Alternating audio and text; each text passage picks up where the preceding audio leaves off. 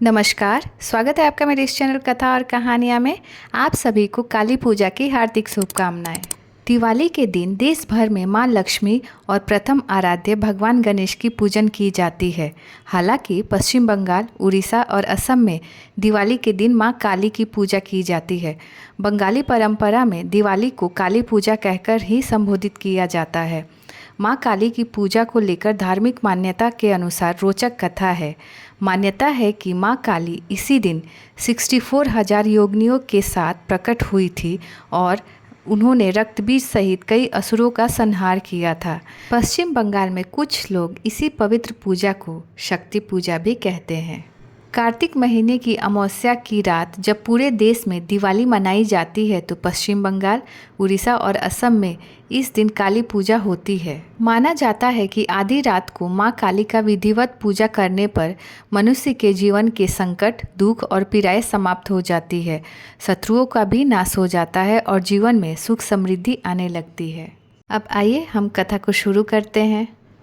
एक समय चंड, मुंड और शुंभ निशुंभ आदि दैत्यों का अत्याचार बहुत बढ़ गया था। उन्होंने इंद्रलोक तक पर अधिकार करने के लिए देवताओं से लड़ाई शुरू कर दी थी। सभी देवता भगवान शिव के पास पहुँचे और उनसे दैत्य रक्षा की प्रार्थना की।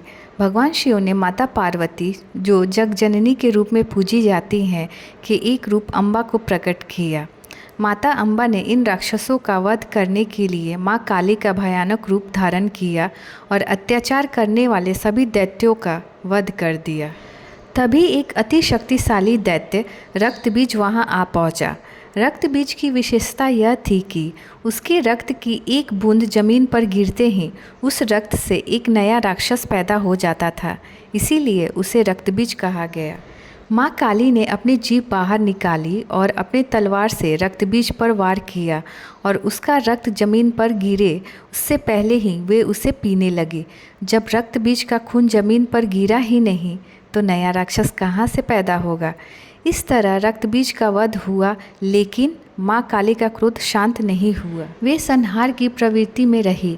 लगा कि मां काली अब सारी सृष्टि का ही संहार कर देंगी।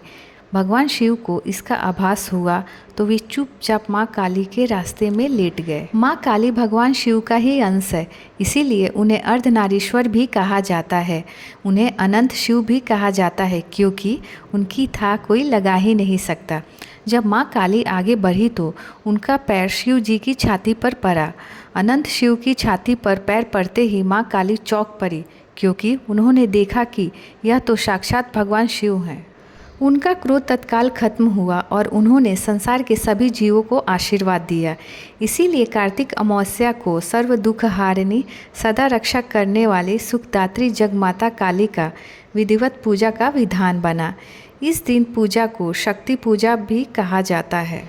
काली पूजा के दिन आधी रात को शमशान में तांत्रिक भी मां काली का विशेष पूजा करते हैं। उन्हें इस दिन विशेष सिद्धि मिलती है। मां काली के सामने अखंड दीपक जलता रहता है। जो लोग शत्रु, मुकदमों और धन के अभाव से पीड़ित हैं और जो जीवन में शांति चाहते हैं, वे भी इस दिन पूरी रात जगकर मां काली का जाप करते हैं। काली पूजा के लिए मां काली की नई मूर्ति की स्थापना की जाती है और कोई विद्वान पंडित शुद्ध मंत्रों से, विधि विधानों से उनकी पूजा करवाते हैं। अगले दिन इस मूर्ति का नदी या तालाब में विसर्जन कर दिया जाता है। एक मान्यता यह भी है कि मां काली की मूर्ति अपने घर में नहीं रखनी चाहिए, क्योंकि मूर्ति पूजा के कुछ विधान होते हैं जिसे पूरा नहीं करने पर हानि होती है। हाँ, फोटो रखा जा सकता है। आमतौर पर पश्चिम बंगाल और देश के अन्य भागों में लोग घर में मां काली के फोटो ही रखते हैं, मूर्ति नहीं। मूर्तियाँ सिर्फ मंदिरों में स्थापित होती है, जहाँ उनकी विधिवत पूजा होती है। तो उम्मीद करती हूँ कि यह छोटी सी प्यारी कथा आप सभी को पसंद आए और आप इसे ज़्यादा से ज़्यादा अपने फैमिली फ्रेंड्स के साथ शेयर करें। और अगर आप मेरे चैनल कथा और कहानियाँ पर नए हैं तो प्लीज़ इसे सब्सक्राइब करना ना भूलें। तो चलिए फिर मिलते हैं एक नई कथा कहानी के साथ। तब तक जय माँ काली।